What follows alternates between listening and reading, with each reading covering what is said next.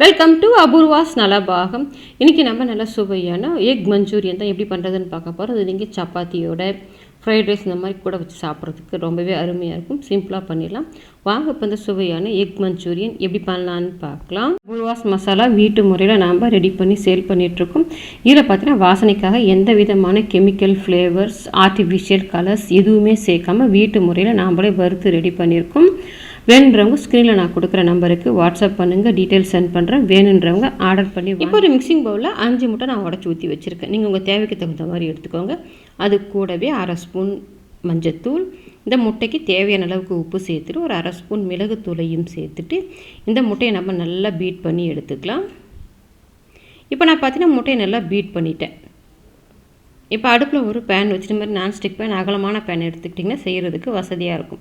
இப்போ அதில் 1 table spoon எண்ணெய் சேர்த்துட்டு நல்லா ஸ்ப்ரெட் பண்ணி விட்டுக்கோங்க.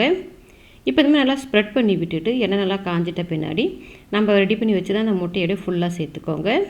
இப்போ முட்டையை சேர்த்துட்டு அடுப்பு மீடியம் ஃப்ளேமில் வச்சுட்டு கொஞ்சம் கொஞ்சமாக இந்த மாதிரி எடுத்து விட்டிங்கன்னா நமக்கு ரொம்ப பொடி பொடியாக முட்டை வெந்து வராமல் வேகிறதுக்கு சரியாக இருக்கும். நீங்கள் கொஞ்சம் கொஞ்சமாக இந்த மாதிரி வெந்த பிறகு எடுத்து விட்டிங்கன்னா அந்த வேகாத முட்டை கீழே வந்துட்டு நல்லா வெந்து வரும். அதே சமயத்தில் அடியும் பிடிச்சி வராது. இப்போ இந்த மாதிரி முக்கால்வாசி நல்லா வெந்து வந்த பிறகு அப்படியே மடித்து போட்டுக்கோங்க.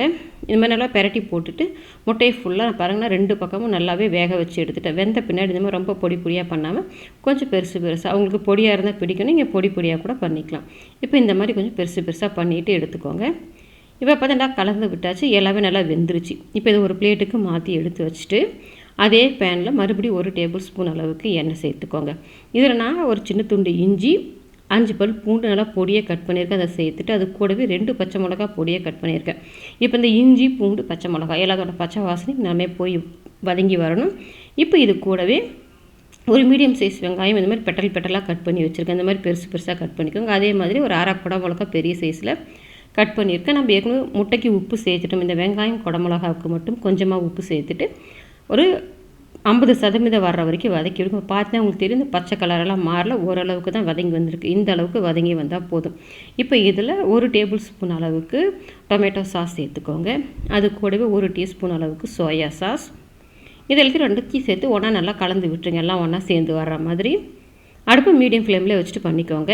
இப்போ இது எல்லாமே ஒன்றா சேர்ந்து வந்த பிறகு இப்போ 1/2 டீஸ்பூன் அளவுக்கு கார்ன்ஃப்ளவர் எடுத்துருக்கேன். அதை ஒரு மிக்சிங் பவுலில் போட்டுட்டு கட்டிகள் இல்லாமல் நல்லா இந்த மாதிரி கரைச்சிட்டு இதில் சேர்த்துக்கோங்க. ரொம்ப சேர்க்க வேண்டாம், ஒரு 1/2 ஸ்பூன் அளவுக்கு சேர்த்துக்கிட்டிங்கன்னா போதும். அதை சேர்த்து நல்லா கலந்து விடுங்க. நம்ம கார்ன்ஃப்ளவர் சேர்த்தோன்னே கட்டி கொடுக்கும். அந்த கார்ன்ஃப்ளவர் பாருங்கள் வெந்து வந்து எல்லாம் ஒன்றா சேர்ந்துருச்சு. இப்போ இந்த ஸ்டேஜில் நம்ம ரெடி பண்ணி வச்சுருந்த முட்டையையும் சேர்த்துட்டு நல்லா கலந்து விடுங்க. அந்த சாஸோட எல்லாம் சேர்ந்து நல்லா அந்த முட்டை சேர்ந்து வரணும். இப்போ நல்லா ஒன்றா சேர்த்து நல்லா கலந்து விட்டுடலாம்.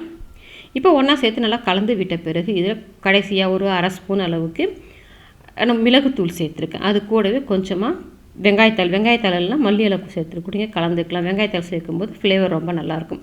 எல்லாத்தையும் சேர்த்து நல்லா கலந்து விட்டுட்டு நமக்கு நல்லா சுவையான எக் மஞ்சூரியன் ரெடி ஆகிடுச்சு. சிம்பிளாக நீங்களும் உங்கள் வீட்டில் ட்ரை பண்ணி பாருங்கள். ட்ரை பண்ணி பார்த்துட்டு எப்படி வந்ததுன்றதை கமெண்ட் செக்ஷனில் சொல்லுங்கள். லைக் பண்ணுங்கள், ஷேர் பண்ணுங்கள், அபூர்வாஸ் நலபாகத்துக்கு சப்ஸ்கிரைப் பண்ணுங்கள். கூடவே பெல் பட்டனையும் கிளிக் பண்ணுங்கள். அப்போ தான் என்னோடய அப்லோட்ஸ்லாம் உங்களுக்கு உடனடியாக கிடைக்கும்.